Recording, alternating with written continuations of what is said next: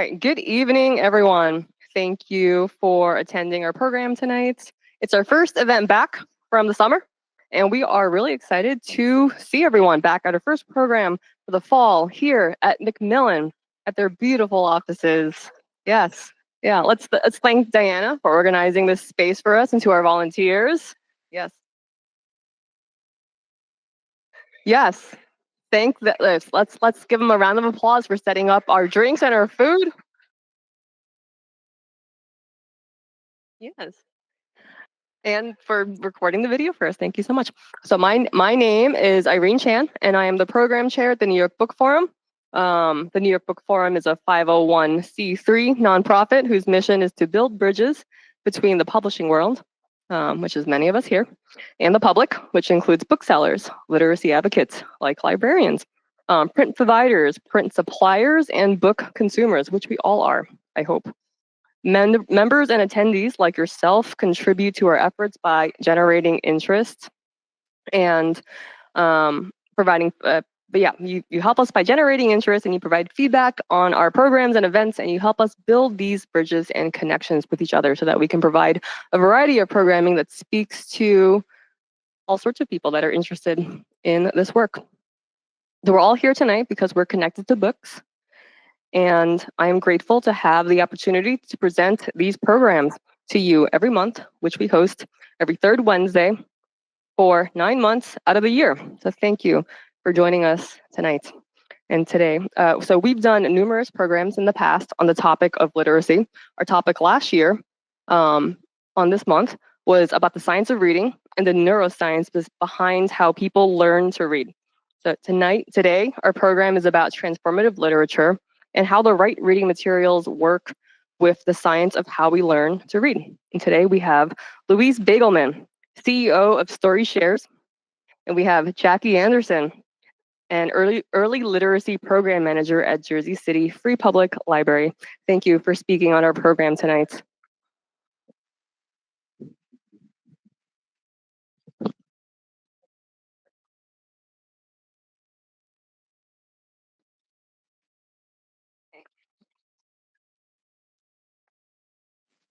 I need notes. I don't memorize these things. But Louise, can you kick us off? Can you tell us about how Storyshares began and the mission of this company? Yes. Hi, everyone. It's great to be here. Thank you for having me. So Storyshares, my company, is a literacy organization that's focused on older students who are still learning to read, developing foundational literacy skills. And it all began because I was a teacher and I was working with middle school students in north of Boston, and my students were struggling with reading for a number of different reasons. A lot of them were newcomers, multilingual learners, students with learning differences, or students who'd just grown up in houses without books. And as a teacher, I was struck by the huge challenge that presented for these students as middle schoolers who, were struggling in all of their classes because of their gaps in literacy skills, but also, who couldn't read the books that were intended for their age and interests, and didn't want to read the books that were meant for kids who were still learning to read because they felt babyish and embarrassing and demotivating. And so, that is where the seed of the idea for Storyshares came from. And it started initially as an experiment where I wanted to see, could we develop a new approach to books and also to the support for students who are still learning to read beyond the third grade. So should I tell more about the approach? Or you can. How long has Storyshares been in existence? So almost 10 years now, actually, at different stages. But we've grown a lot recently. And I know that you mentioned the Science of Reading program as the last one. In the past few years, we've started developing decodable chapter books for older students and, linking into the research base around how students learn to read in a more structured, systematic way, and then pairing that, of course, with what they read once they get beyond that point. And so we've grown a lot, and we've started making a lot of resources for educators who we hear from all the time. I came to teach literature as a middle school ELA teacher, but these kids can't read and I need to teach literacy first and I have no idea how to do that. So you didn't have the material, so you made Storyshares to do that. And we'll talk about decodable. I want to know what decodable chapter books are in a second. Jackie, can you tell us about your work in literacy at the Jersey City Free Public Library? Sure. So I am the Early Literacy Program Manager. This is the second year of our Early Literacy Initiative.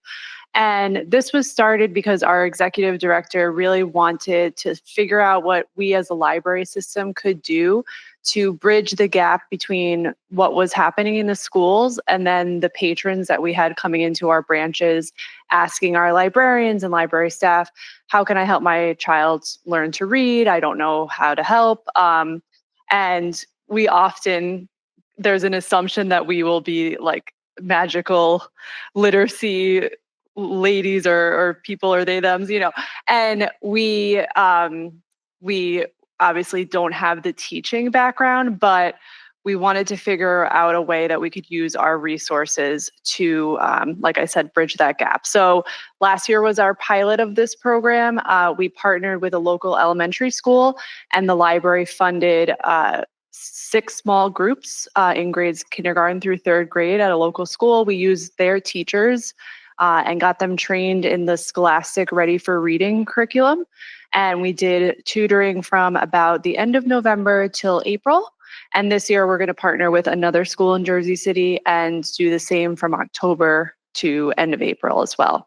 So that's one part of it. I also am overseeing the story time for all of our staff. And so we actually just had some trainings for our staff on how to implement science of reading in our story times and any offerings we have at the library.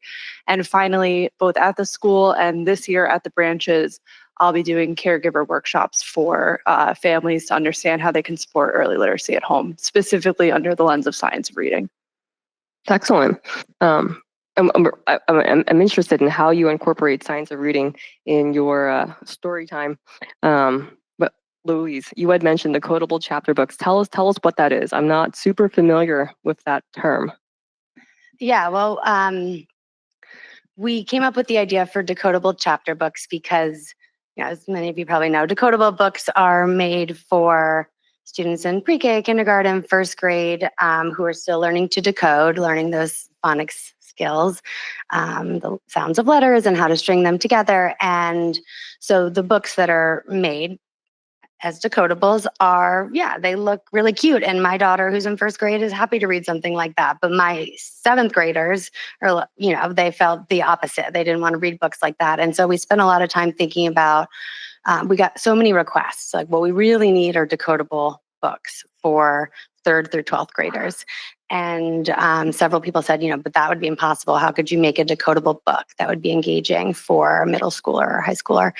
And so we came up with this idea of the decodable chapter book, which is essentially just we've anthologized decodables. So each decodable text is one chapter in a book, and they come together into a series where they follow a scope and sequence, and they allow students to learn in that and practice in that very scaffolded way to continue spiraling skills. I actually have one right here. I can just show you.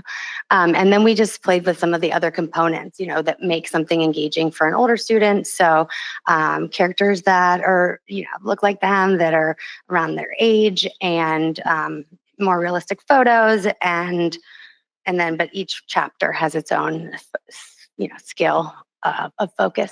I'll pass that. Yeah. Yes. Yeah.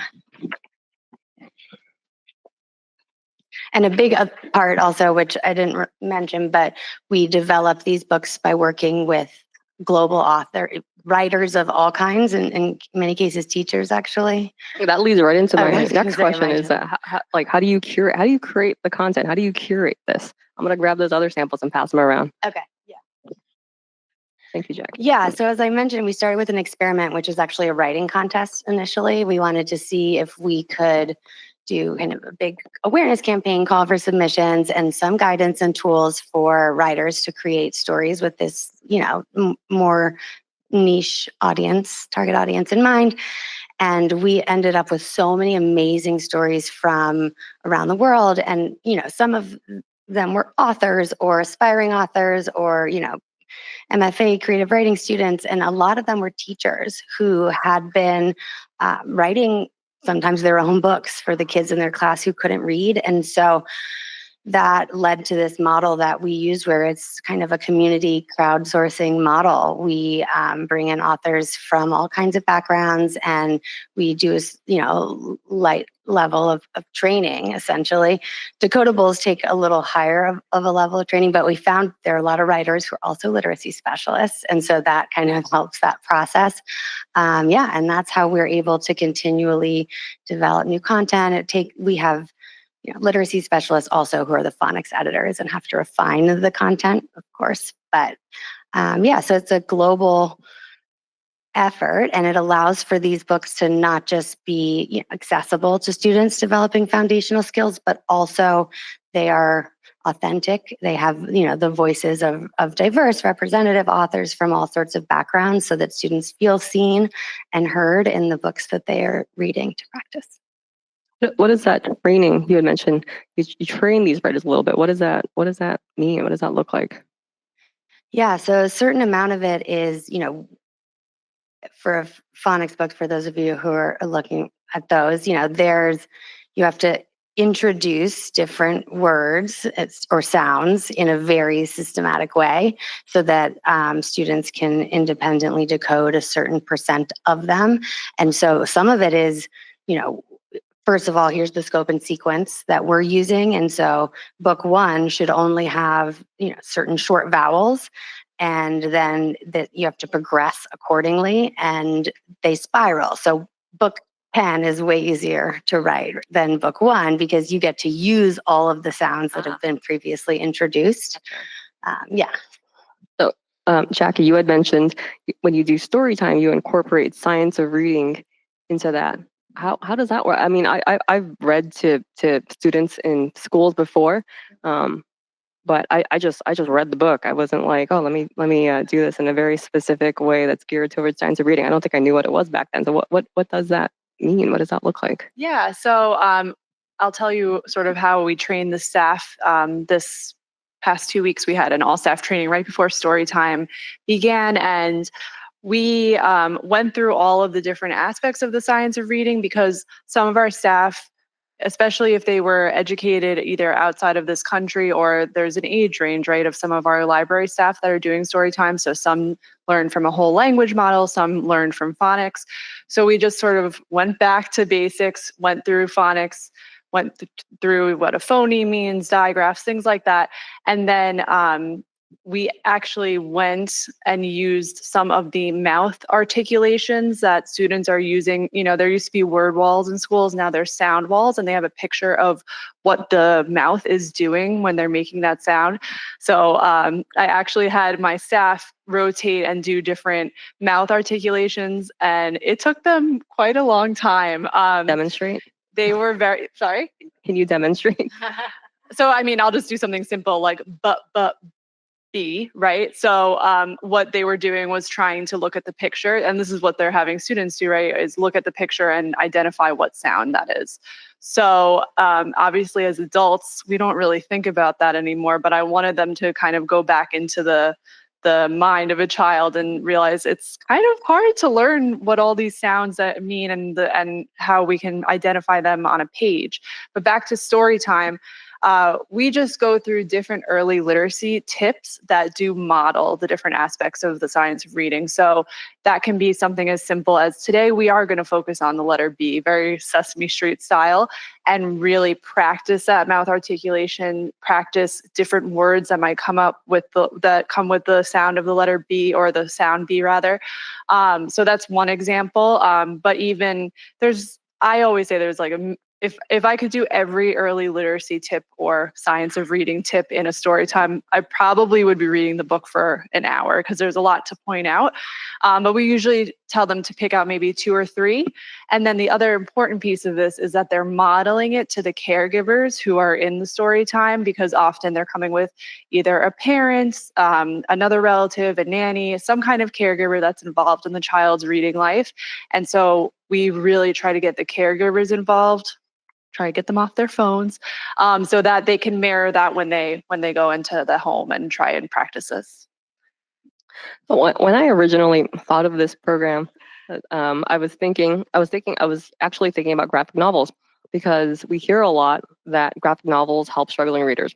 I think graphic novels definitely has a utility, but is its reach limited? Uh, Tell us, what are your thoughts and experience with Yeah, this? for sure. So in my former career, I mean, it's sort of the same career. I was a school librarian for about 10 years in DC public schools and Newark public schools. And I always saw, and I'm sure Louise can identify with this as well, around third, fourth, fifth grade, they just get graphic novel crazy. And when I was, starting my career, I was just trying to get that. I saw 5 classes a day. I'm just trying to get them to check out books. So I would throw the graphic novels at them because they were very excited about those.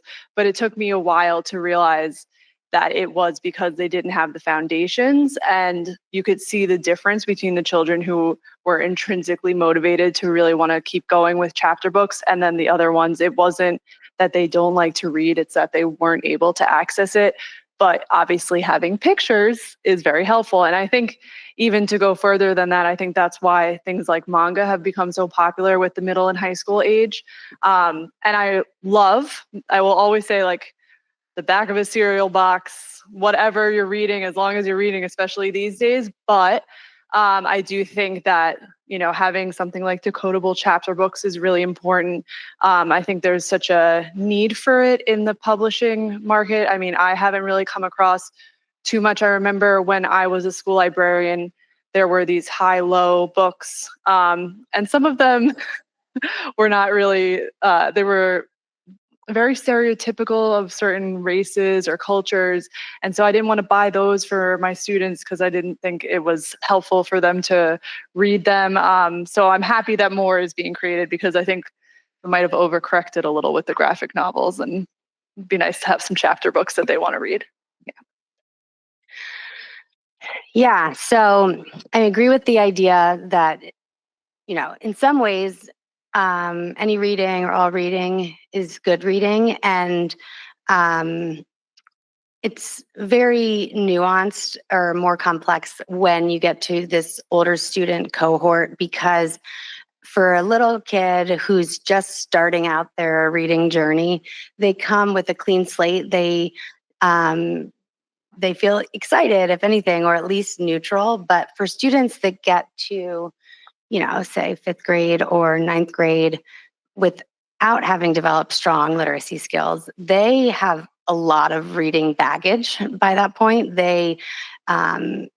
Reading fills them with all sorts of negative emotions, shame and stigma and boredom, because they have struggled with it. And so I think of graphic novels as sort of like a gateway text, right? Because you have to help students get past those negative associations and start to see reading as something they would want to do, something that can be enjoyable, something they can do without feeling embarrassed in front of their peers. And so I do think there's value in them having choices that they can read and want to read. As a way to, transform their relationship with reading, which they have to do in order to then practice reading, because ultimately you don't meaningfully engage in anything that you've, decided is not for you or that you feel like you can't succeed at. So that being said, I think, and those of you who've seen the book, you probably noticed we've integrated certain elements of graphic novels within those texts in very kind of little chunk ways. But the graphic novels are a way to transform their associations, but ultimately you also want to be helping them develop their skills and practicing in a way that scaffolds them up. And so if they only read graphic novels, they are, you also need to pair that with the ability to develop those core skills. And that's decoding, but it's also beyond decoding. It's fluency, being able to read things in a fluent way, and understand the phrasing and intonation. And it's also vocabulary and comprehension. And so, I think of them as like a gateway text. Yeah, it sounds a little bit Oh, right. Yeah, it sounds a little bit like graphic novels can act as a crutch, and not that they're not useful. But if a child is going back again and again to graphic novels because they have a certain association with chapter books, and they just reach for a graphic novel because it feels easier to them, then it's limited what they can read or what they're going to reach for when they're reading. In one of our previous programs about the science of reading, we talked about the financial cost of learning intervention. And so we know that the cost of using ineffective methods of teaching reading has a high financial cost. Intervention in 5th grade is a lot more costly than intervention in early literacy. And so middle grade is a crucial point, I think, in catching up or falling behind. And one of the struggles, I think you had even mentioned this, Louise, is one of the struggles for teachers who teach older students like middle school is that they don't have as much support or resources to help them teach struggling readers how to read. Have you seen, either of you, have you seen efforts that support educators of older students, or in your experience, what do you wish you had? No, go ahead. Yeah, I won't. I could go deep on this one. So, that is really what we're focused on overall. Is currently there's a lot of amazing work going on in literacy, early literacy in particular, with using research-based, evidence-based programs and methods to teach students how to read. And it's partly in reaction to the fact that so many students can't yet read or aren't where they need to be. And so far, that effort is very laser focused on K3, kindergarten through 3rd grade, and for obvious reasons. It's cheaper to teach them then. It's easier. The teachers are trained to teach them how to read in 1st grade. It is, the schedules enable it. They have it built into their school days to learn reading. And there's this transition where, the assumption is you learn to read in K2, maybe K3, and then at that point you know how to read. And so you can use reading to learn. So in science and social studies, in all of your classes, you have to be able to read to access the content you're learning. And that assumption is how it's based on how it's always been, how it's set up. But the problem is, and so there's a big movement for like grade level reading by 3rd grade, because we know that if students can't read proficiently by the end of 3rd grade, like it's really hard to catch them up. And actually their chances of graduating high school and getting, a fulfilling career go down. And so our big thing is we agree. Ideally, you get all these kids to read in the early grades, and that sets them up for success. But right now, it's like 2/3 of students in 4th grade and 8th grade are not reading proficiently. And so we have to think about how do we marry and bridge, the powerful things happening in early literacy, the things that we know work, with the nuances of the social emotional components of learning to read as an older kid, which again is loaded. It's got a lot more baggage, and the structural constraints, teacher training and school days. So yeah, that is what we're trying to tackle, which is, it is not impossible. It is very hard, but it's not impossible. And these teachers want to support their students in reading. They just need more tools and support to do so. Yeah, no, I definitely agree. And like I said, I saw this so much as a school librarian. I think I can only speak for our organization. I know that, and I am but one person currently running the whole initiative, but the dream is that we will expand K-5. We found that the after school model works. It's just an hour, 4 days a week, and using the teachers has been helpful because they usually have a relationship built in with the students. But yeah, I'm hoping that we can do that, because especially like most major cities, but particularly in Jersey City, we have a lot of diverse languages being spoken in the homes. We have a lot of newcomers. At the school that we partnered with last year, I think there were 35 languages spoken in the school.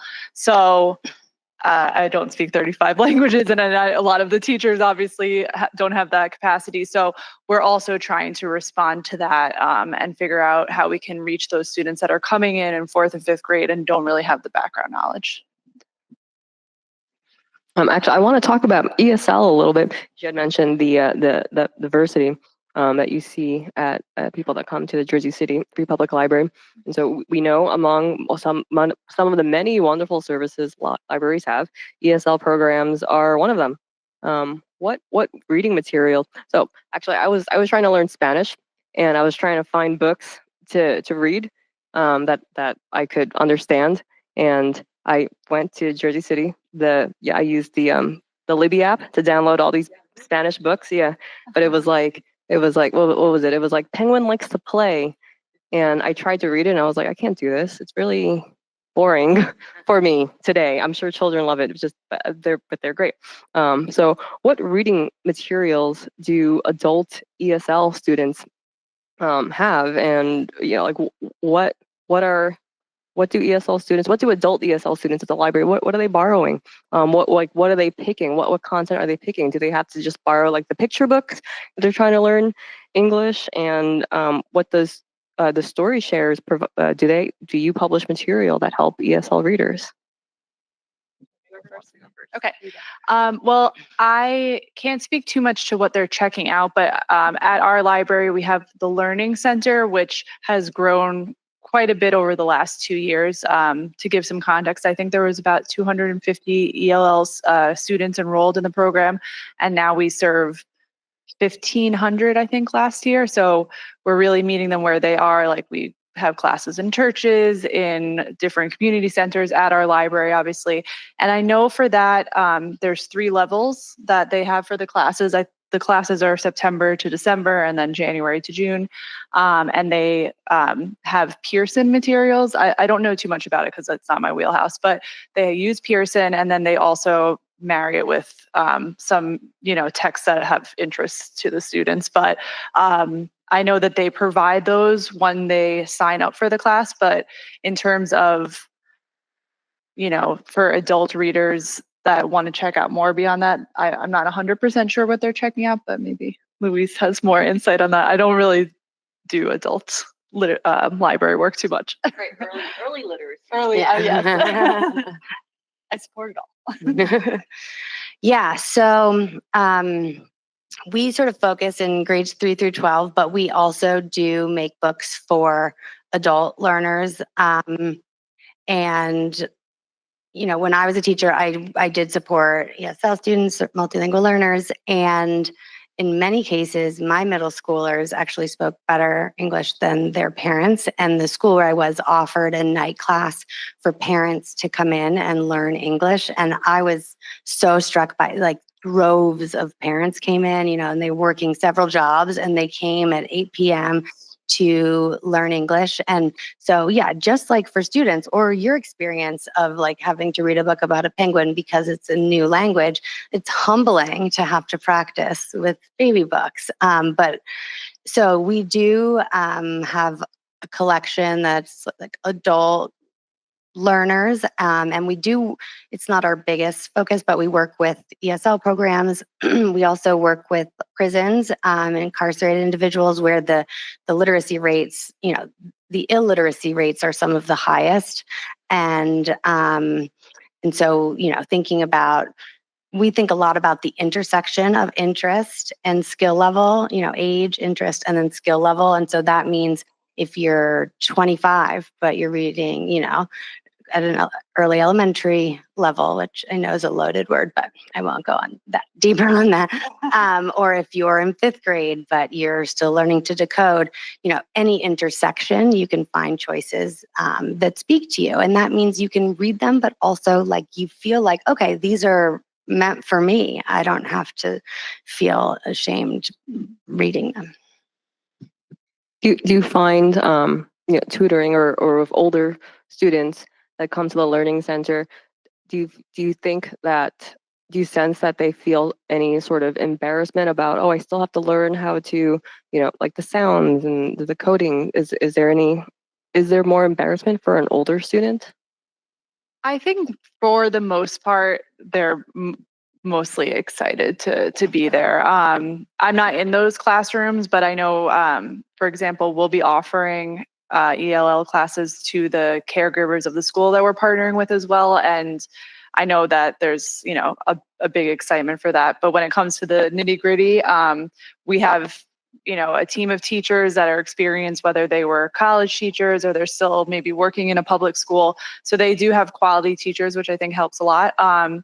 But no, I haven't heard many stories about, them, but I'm sure, maybe even internally, I don't know if there's also inability to communicate that so much, but they also, what I have observed is there's a lot of camaraderie that comes with the class. They're meeting on a regular basis. And we also have started a campaign where we are asking the adult learners to share something from their country. So it's on our Instagram once a week, we share either a song, a dish, or an idiom that is something that can't be translated into English.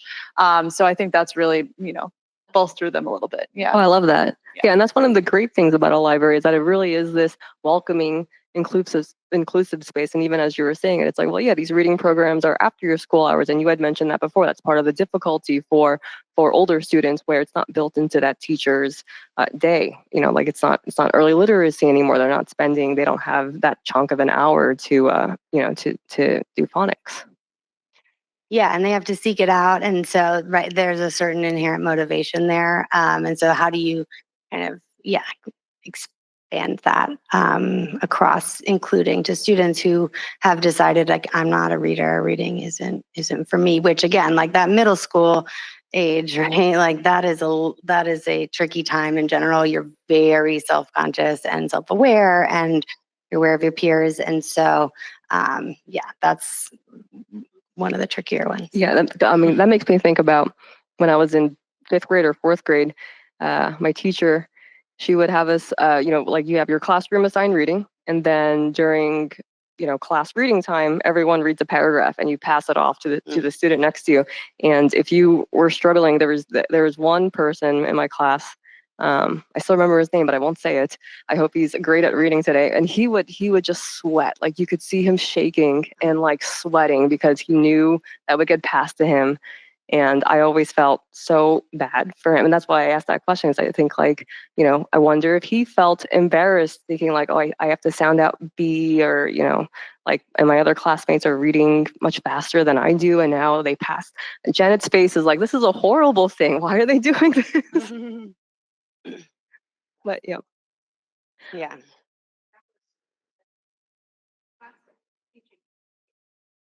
Yeah, it doesn't work.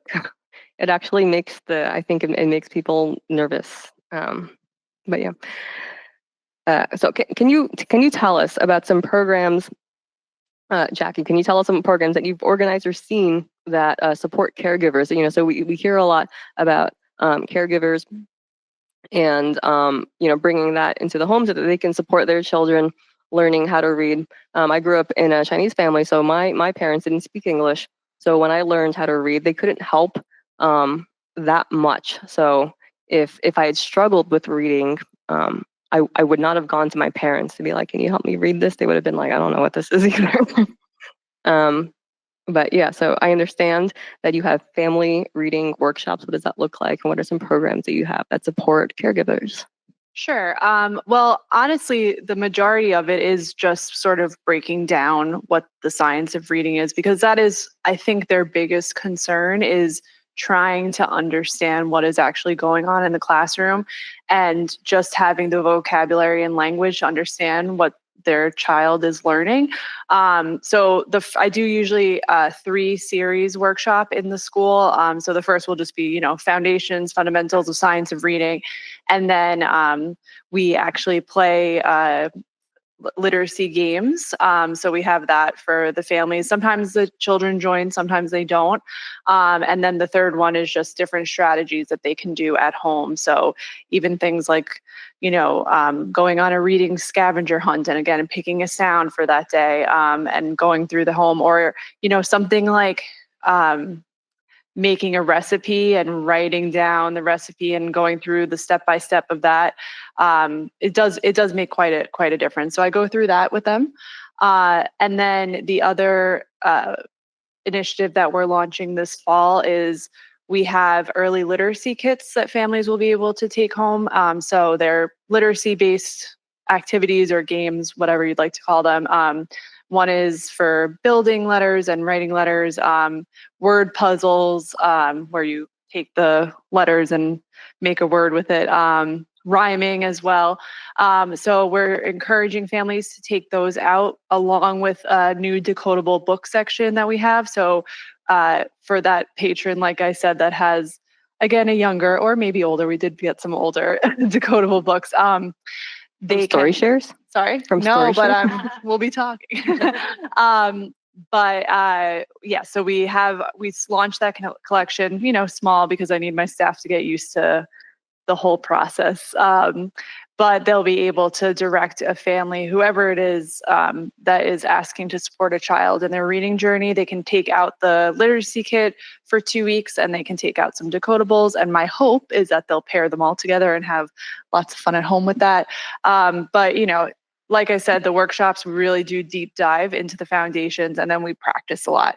And I think that has been the biggest learning for me, is that you really do have to push through the sort of awkwardness that comes with adults and have them sort of model the activities that students are doing. Because if they can't do it in a room full of adults, it's unlikely that they're going to do it at home. I think having other people, maybe even, we were doing, for example, the mouth articulations, messing up together feels a lot better than getting frustrated. I think we just think as adults that we're just going to power through, but we all have egos that can be bruised very easily. So practicing a lot with them. And then, while it's hard to translate the phonetic code of English into other languages, we really just try to meet people where they're at. So if there's any supplemental materials that are not based on phonics, we also try to translate what we can. We still need more translations. Obviously, we only have about 10 languages, but we'll get there.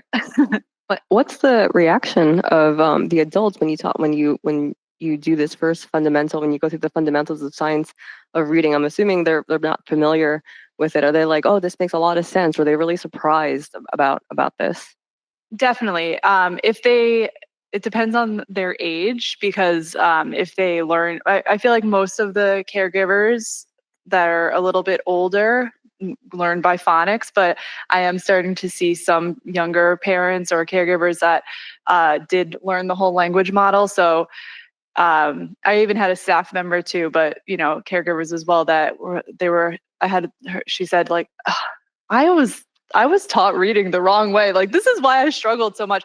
So there's a lot of, I think it's amazing to see how personal reading is and your reading journey. So there's always so much reflection in those sessions. A lot of memories about how they learned to read, a lot of sharing of their challenges.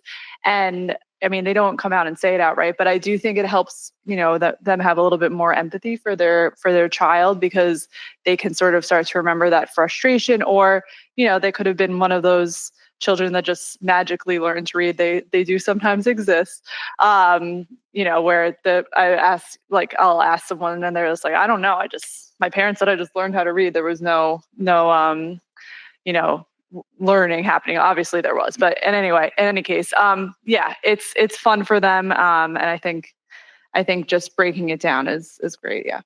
Yeah. I was actually talking about this earlier, before, during our social hour, because my parents, their literacy is not fluent, obviously, because they're not from here, but also, like, they speak Chinese, and Chinese is not a phonetic language. So explaining science of reading to them, it would not translate, because you can't teach Chinese phonetically. It's pictorial, and yeah. So I never would have been like, how do you, like, even if there's a Chinese character, I'm like, how do you say this? They just like, oh, this is how you say it, and then they'll go back and forth. They'll be like, no, this is the right way of saying it. Your tone is wrong.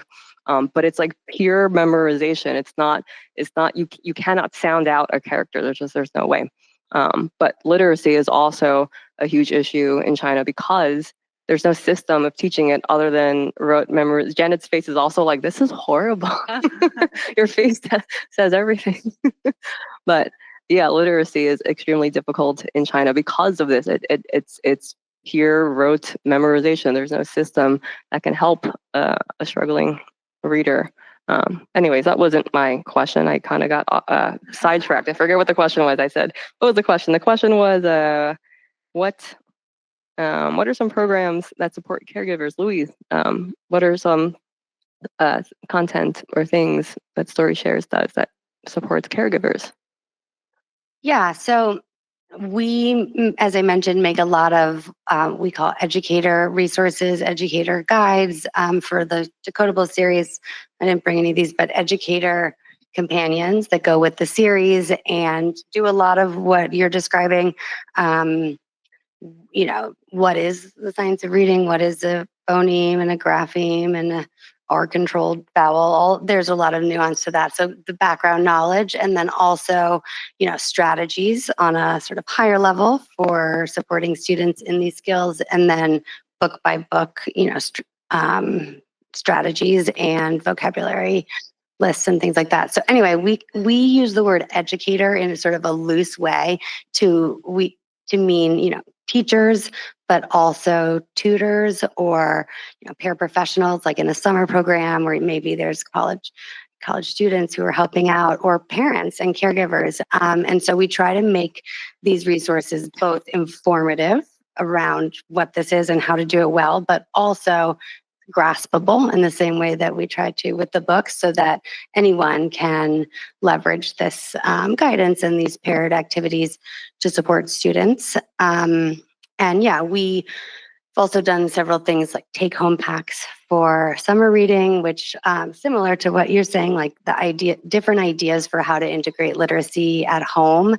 And we think a lot about the reading to writing connection. So, a full transformation is for a student to go from maybe, struggling with reading or not wanting to read to becoming a strong reader and being inspired to write as well. And so little ways to build that in to home. So yeah, I think, that connection, we're actually doing some work starting this fall in New York around like the connection between home and school, because wherever you can connect those dots and make sure that the parents know what the kids are learning in school and how to support it in a kind of a lighter touch way at home. And, it just supports the larger growth. You go full circle. You get those people in your writing contest in 10 years, hopefully. Yeah. Content. So my mother, she was a little bit better at reading. And there was one point where I realized she didn't know how to read cursive. She didn't know how to read those letters. Because she was never taught to recognize it, so she could read print, because that's what most of reading is.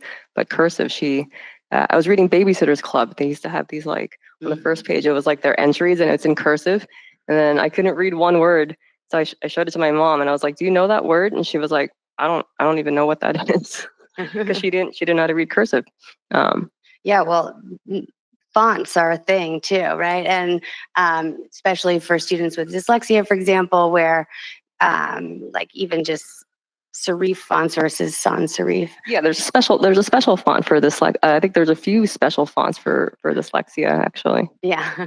There are several approaches. One is just the more basic, like fewer flourishes, not all caps. But actually, not to call you out, but Neil there, he runs a company called Noah Text, where they actually have, it's called Decode Mode. They apply different text features to show the students how to phonetically decode a word that is not actually like decodable in that same way. So there are a lot of pieces that go into the visual component of access. What's it called again? Noah font? Noah Text. Noah Text. Yeah. All right, I have to remember that one and look into it. I think I was producing a Flat Stanley. It was a license for Flat Stanley. I think they use a very specific font for dyslexic. I see some nods here, so I think some people are familiar. Yeah. So we have about 15 minutes left. I do want to open it up for questions from the audience.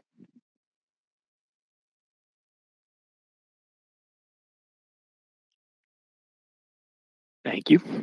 I was kind of wondering for Storyshares, how many titles do you have, and are schools your customers, or is it like being implemented at a district level?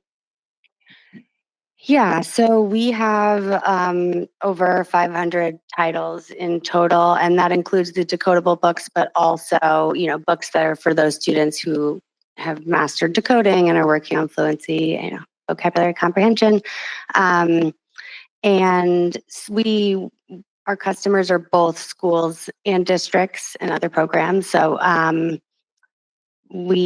sometimes it's on the district scale and sometimes it's school by school. And then on the other side, we actually work with other publishers or literacy intervention companies or even science, curriculum companies that want paired books that specifically, meet a certain scope and sequence or that provide additional authentic practice to align with the curriculum they already have. So that's also a big piece of our approach. That's really cool.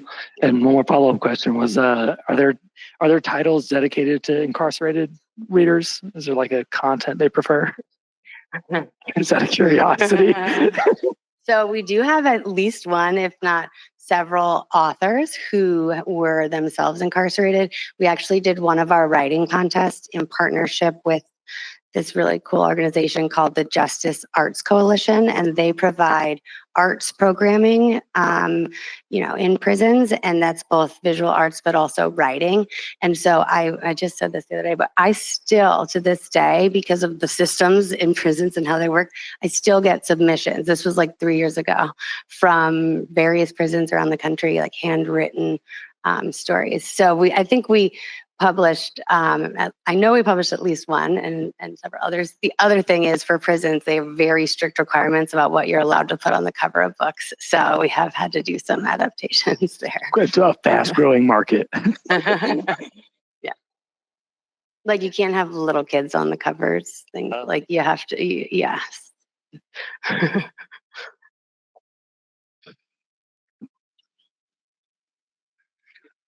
Round quarter. I have a very technical question from the reading side. So I don't know if both of you are familiar with Timothy Shanahan, but he's a big name in literacy and we all know the reading wars and different camps people take. He recently published a book through Harvard University Press on leveled reading, and his main argument is that this whole movement to sort of give kids leveled readers or reading materials that are at their level is actually a disservice to kids because one, he thinks there's not much evidence to show this theory that giving kids books at their instructional level is actually helpful. And two, he feels like what we really need to do is give kids books on grade level, but then support them to figure out the hard parts of it. How do you break down the sentence structure and learn the vocabulary and all these things. I myself have been a 3rd and 4th and 6th grade teacher in multilingual contexts. I had kids when I taught 6th grade who were at a range from 2nd grade reading level to higher than 6th grade, though most of them were below grade level. So I'm interested in your sort of decodable approach, how you think about that, how you sort of fit that into the latest research and both at Storyshares and also like in a reading program as you're thinking about going up to the 4th and 5th grade levels, how you sort of balance those approaches to make sure that we're not disservicing kids either as we're trying to help them and making sure there's like evidence behind it that it actually works. Yeah, I'm so glad you asked that. I have so many thoughts, so I will keep them winnowed. But yes, so it's called Leveled Readers, Leveled Lives. And so there are a lot of things that Timothy Shanahan writes about or, approaches that we align with. And the reading wars, even as a term, to me is like a big part of the problem and how we got here. Like reading is not a war. There are not two sides. And there's just this like baby with the bathwater thing where the pendulum swings so dramatically. And so we end up like throwing, deciding this is bad. Like small group reading got like lost with balanced reading, even though like small groups are a powerful context for learning anything. And just because Foundis and Pinnell use them doesn't mean, right. So anyway, I'm actually writing something in response to that book because my high level thought is first of all, it's based on instructional level, and it's with the expectation that a teacher can somehow constantly adapt to every single student's level in real time with the little amount of resources they have. What about practice? So besides the instructional level, what are the students then reading? And so it's not either or. Like I always say, intervention is not at odds with rigor. Our goal is for students to be able to access rigorous grade level content. We have to provide them a pathway to that. And levels are a part of everything. Like my son plays soccer. When he first started playing soccer, I didn't throw him on a field with 10-year-olds, and you start somewhere and you scaffold up. So I'll pause there, but basically it's an oversimplification in my opinion. Yeah, I agree. I think it's way more nuanced than these, us versus them. But I can only really speak anecdotally from what I would see, especially in the school library. And I do think that you have to approach the level text and sort of the level label on children, because I saw so many times where it was really limiting to students. I would have actually students telling each other what books they could or could not get from the library because they were not on that level. And so when I'm just thinking about those students who were motivated maybe to go a level or two up, or maybe, we don't know their circumstances. They could have an older sibling or, someone at home to read it for them. And I also just think there's something about that motivation. So I don't, like you said, I don't want to throw the baby out with the bathwater, but I think there was such an attachment, at least in the years that I was at a school. So, 2010 to 2020, around then, I felt like everyone was just obsessed with the levels, and especially even the students. And so I would like to see some of that go away. But I think that, it's important to want to strive for something for sure. I just think of that. I'll just tell a quick story. There was these two twins, and they were definitely struggling readers. And I had one of the twins. He wanted to check out this quite large, a large chapter book, and between you and me, he had no business checking out this book. But as a librarian, I just let him, and I would see him around school, and he would carry this book around all the time. And by the end of the year, was he able to read that book? No. However, he was a special needs student, and his teacher told me that his reading scores did go up quite a lot from the year before, and had grown more than the year before that. And I wasn't expecting this, but she said, I think it's because you let him carry that book around. I think he was so determined to eventually one day read this book. So if, I'm not saying that every school, every library, but just in my experience, it was something that people latched onto too much. And I think it stops people from that intrinsic motivation. So I'm sure we could talk about this for about another 2 hours. Yeah. Well, and also just to add, I have a similar story where my student, one in particular, would take out a book from the classroom library and pretend to read it. And then, you'd ask questions, and she'd be like, oh, I love this book. It's so good. But it's like, I knew she couldn't read it. Right. And so how do you, bridge that? You don't want to be demotivating, and you don't want to over label. Right. And you don't want it to feel like your level is where you're going to be, so much as I think of it as access points that help you build confidence and skills in order to get to that next level. So. Yeah. Do you learn how to approach a student who's doing this naturally, or did you have any mentors that would be like, this is a great way to approach this? Yeah, I've had lots of mentors. More veteran teachers who had come up with really smart approaches, both social emotionally, and also for more reading skill wise. And a certain amount of it, you were a teacher too, you kind of hack at things yourself, and eventually you find something that works. So it's a combination of those two. Yeah, just nice manipulation. A lot of times, if that were happening, like the instance Louise is saying, maybe I'd let them check that book out and then another book, and asked them more questions about the book that I knew that they had the ability to. But, I'm not seeing them every day. I was usually seeing them once a week. And then obviously in a public library, you never know when they're going to come back. But yeah, just encouraging, slightly, whatever. You also have to really know the child. So that's why I think I really enjoy the work that I'm doing now, because that was always my struggle as a school librarian, where I sort of had them for those 45 minutes and then I didn't really know what happened after that. But now being able to integrate the whole family is really special, because you can tag team that manipulation. So. Yeah, and speaking of family, I used to also say to my students, well, read this to your little brother, right? Because then it's not like, oh, it's not because you need to read. It's like your little brother needs that practice. So yeah, there's a little bit of mind play. Yeah. Any other questions from the audience? Yeah. We're just at time. So thank you everyone for joining us tonight. Thank you, Louise and Jackie, for sharing your expertise and your passion. I definitely feel it. I hope you felt it. There's a wealth of knowledge here, and I really appreciate both of you coming to speak on this topic and just sharing your passion and sharing the things that I learned a lot about this myself today. So let's give them a round of applause.